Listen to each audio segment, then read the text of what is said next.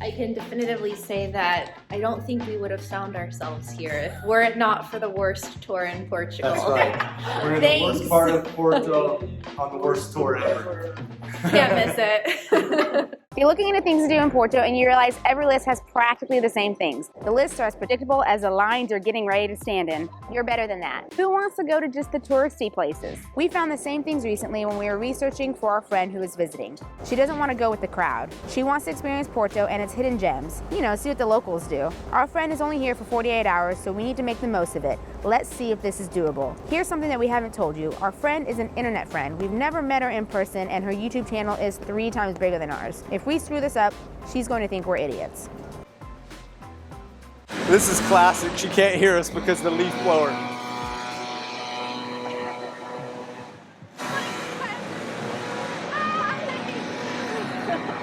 Okay, to give you guys an overview of what's to come, first we've got the best tour to get to know the cities from a non-tourist point of view. We're also going to be sampling one of Porto's lesser known humble foods, as well as experiencing 2 different beverage options. There's also a hidden tourist monument, an off the beaten path park, and a musical event to round out the list. But first up, let's see the real Porto with the worst tour ever. Now, why would a tour company call themselves the worst tour? 3 architects got together and decided they wanted to show people the real Porto, not what they say is the shiny and nice side of things. The guides don't plan out the route beforehand. Well, because they're the worst, right? I'm the worst guide of the worst tour. This is the first time I've seen sun in like a week, so my eyes are adjusting. Yeah. But yeah, it's cool. It's great to see this neighborhood. It's like a mix of so many different types of architecture that has a very unique vibe to it. So I'm excited to see like the not nice part of Porto where tourists wouldn't normally go. So we're gonna check that out next. So where does this tour lead us today? Right now, we have no idea. Mesa 325. Looks good. A lot of remote work. We have a super full day planned, and this is where we learn Kristin hasn't had breakfast yet. She's subtle. Quite cheap. I think it's probably the cheapest specialty coffee. How much for a coffee? Latte And $1.70. they just don't even. All right, we're gonna get this famous flat white. I'm here for it. At this point, Pedro is putting his past architect experience to use and explaining how the city was laid out. Now with a full belly and fully caffeinated, we have active minds and we are keen to learn more. Pedro is like an over-enthusiastic air traffic controller pointing away. All right, this tour is hilarious. The guide is really funny.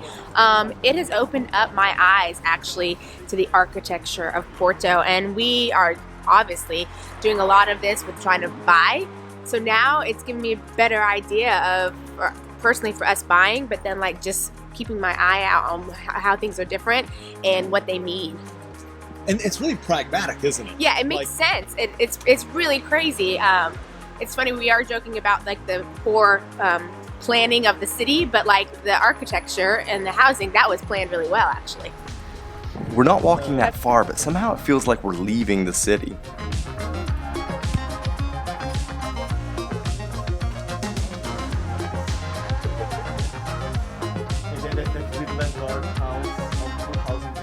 Welcome to Istanbul. Oh, there's 2. No, there's 7. I know this guy well. I've been here a lot. You're welcome. I must come with cat food. So you might be shocked to know that we are still in Porto, and pretty central Porto.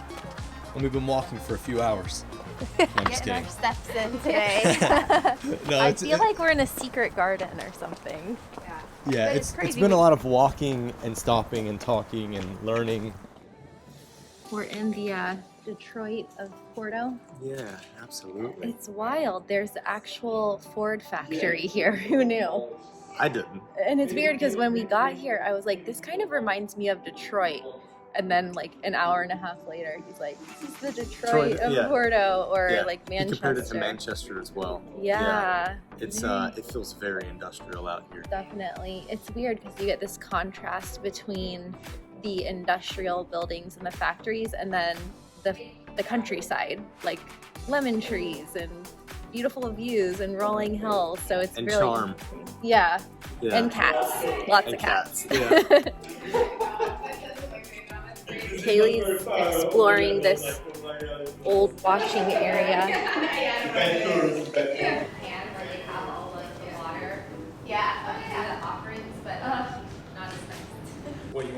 shoe down here? Yeah. Stealing electricity. Parting house. So now we're checking out the island side of Porto. It's not what you think. These are all over the city and vary, but I guess the best way to describe them would be social housing.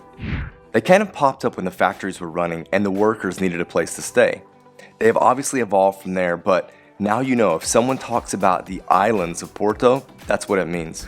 All right, we survived the worst tour in Porto, but you know, it was really cool because we saw so much stuff that you would never notice, like how the buildings are built and the interiors of the buildings, a lot about the history before and after the Civil War. So it was definitely a really good entry point into Porto, and I feel lucky that Josh and Kalie took me here because I would have never seen it just going to the popular touristy areas and historical areas. So I definitely feel like we saw the real side of Porto. She doesn't hate us yet. Not yet, we're doing well.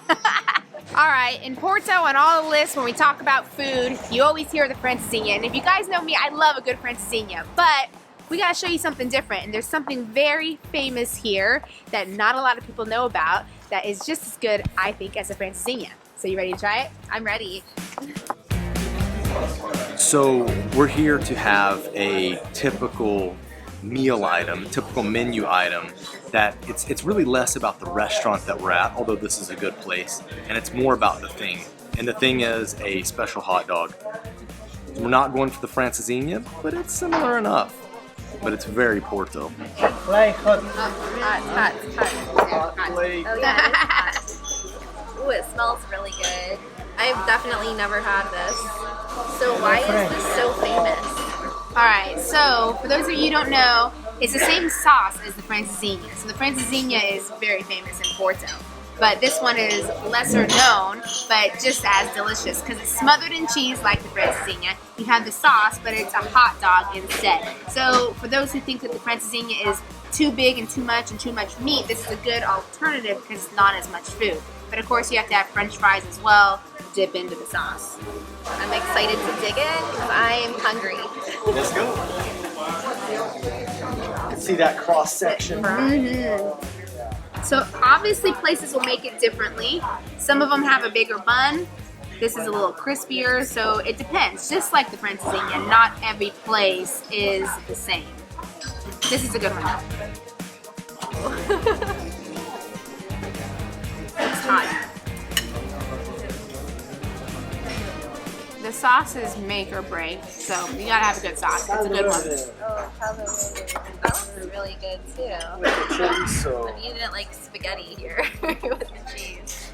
So wait, hold on, I gotta get it better. I'm twirling the cheese. Extra cheese. Oh, we're losing a piece of meat. This is a fail. Okay, got this. Okay.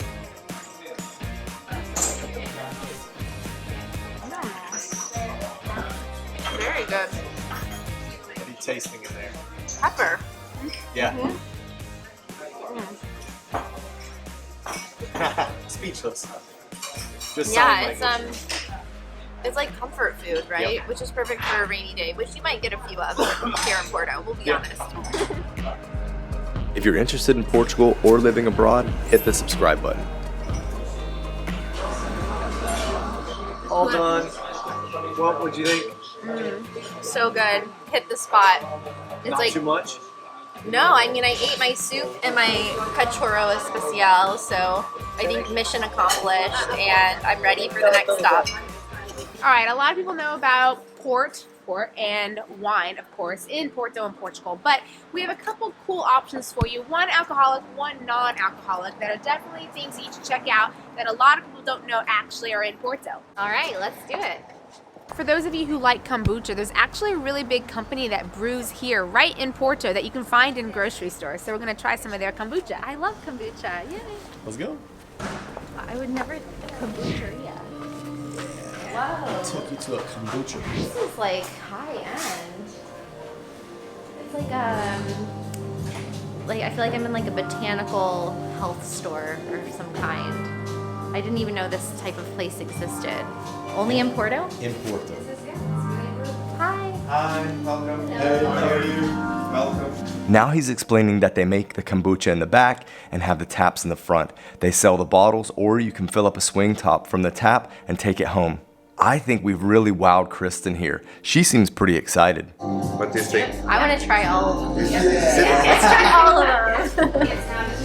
So this is already a hit. Oh yeah, I'm into this. I'm into it. She's happy. I'm glad she's happy. We're doing all right. And I'm excited to try what they have that's new here. We've ordered the taster, so we're going to try all 6. We won't bore you with the commentary on each, but we will show you what we think of their seasonal one. Cheers. Well, it makes sense because of the red one, so that's definitely yeah. It seems less fermented than the kind that you would get Yes. in the store. Less carbonated. Which I like more. Mhm. I like that it's less carbonated. It's easier to drink. Because sometimes it's like, whoa. All right, I have high expectations for this one. It's the Christmassy one, so we'll see. Way to date the video, Kalie. It's supposed to be the same spices as mulled wine, the owner told us, and that is one of my favorite flavors in the world, so. It smells amazing. Mm. Just jump right I'm in. just too excited. Okay, wow. Okay, yeah, let me smell. Oh, this smells awesome, though. It's really good. It lives up to my expectations. Yeah, very cinnamony and wintry. It's delicious. 'Tis the season. It's good. Let me try it. To be honest, you could drink that one all year long. Like, I don't think it has to be a seasonal one. I understand why it is, but it is delicious. It is absolutely delicious. That was a very refreshing, perfect little afternoon pick-me-up. And now I have no idea where we're going next, but my trust is with Josh and Kalie, so I know I'm in good hands. Definitely had a winner there with Kalie kombucha. On our walk from Aquela to our next spot, we passed by another restaurant famous for the cachorro, featured by the late Anthony Bourdain. So the area that we're at right now is actually really popular, and the 2 churches a lot of people come to. It's 2 churches. A lot of people don't know that it's 2 churches, but what people don't know is the little sliver in between the churches that is called the Hidden House, and they now actually have a sign for it because people used to not even know it existed. So here we have 2 separate churches and a narrow house that was built between. It's considered one of the narrowest houses in the world. Nobody lives there today, but a variety of people have lived there in the past, from chaplains to caretakers. It was also a place that held secret meetings during periods of deprivation of liberty because nobody knew it existed. It might be tough to navigate those stairs in the middle of the night for a bathroom run, so we're happy to not be living here. But when you visit these churches, make sure you don't forget to climb the stairs up and check out this hidden house. There are more hidden gems of Porto, so to see the rest on our list, then head over to Kristin's channel right here. You don't want to miss that because you want to go to the places that the tourists don't know about. Now let's get moving.